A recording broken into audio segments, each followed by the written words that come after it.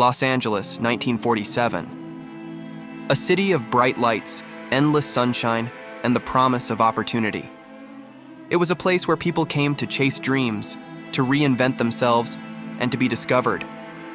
But behind the glamour, the palm trees, and the neon lights, there was another side to the city, a shadowy side filled with broken dreams, crime, and stories that would haunt generations.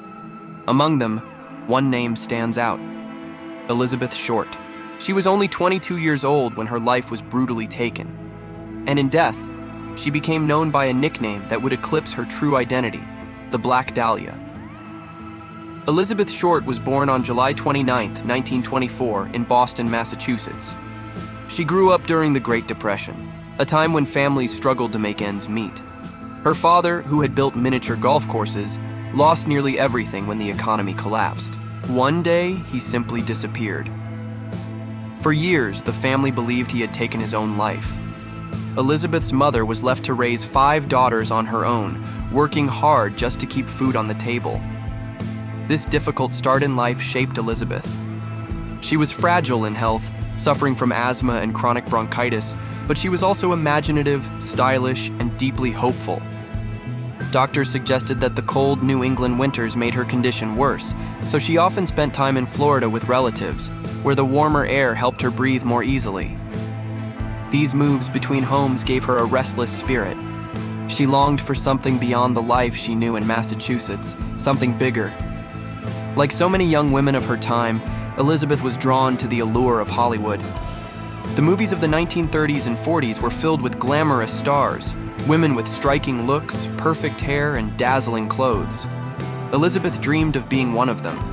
She wanted to act, to model, to be part of that world. She loved dressing in stylish black clothing, applying her signature red lipstick, and presenting herself with the same poise she admired on the screen. In the mid-1940s, she set out for California.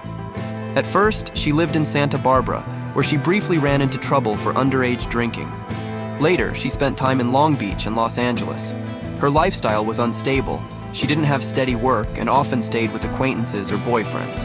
But wherever she went, she stood out. People noticed her striking black hair, her pale complexion, and the way she carried herself.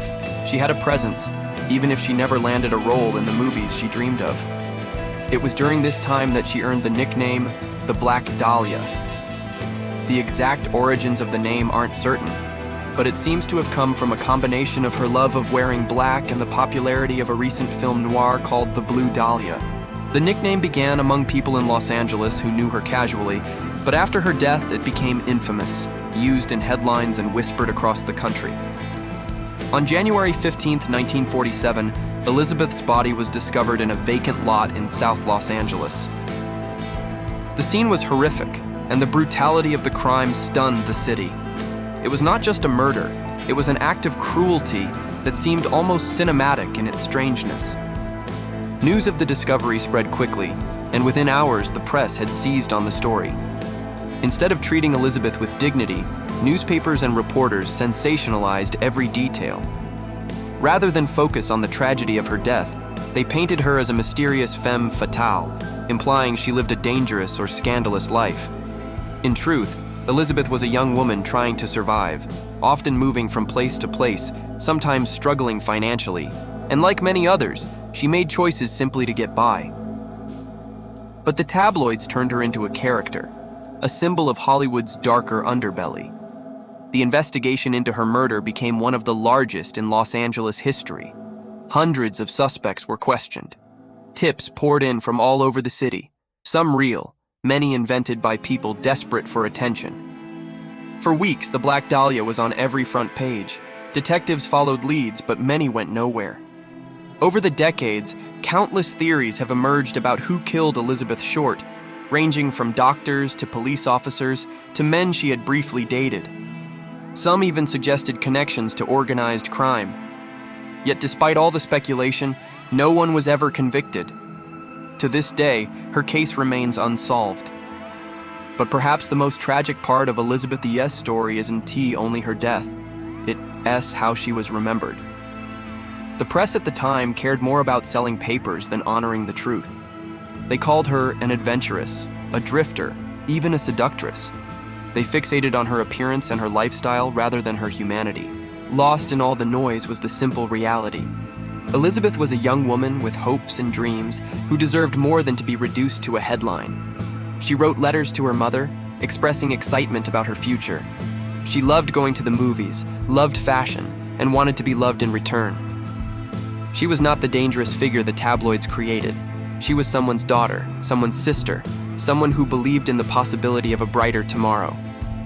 The Black Dahlia case became a cultural phenomenon, inspiring films, books, and endless speculation. It fascinated the public not just because of the mystery, but because it seemed to embody the contradictions of Los Angeles itself. The city of dreams, hiding so many nightmares. The glamour of Hollywood, masking the struggles of those who never made it. Elizabeth Short became a symbol, but in becoming a symbol, her individuality was erased. Today, more than 70 years later, we still speak her name. But perhaps the lesson isn't about who committed the crime. Maybe the lesson is about remembering the person behind the legend. Elizabeth Short was not just a victim, and not just a mystery. She was a young woman who deserved a chance at life, who deserved to be known for more than the way her story ended.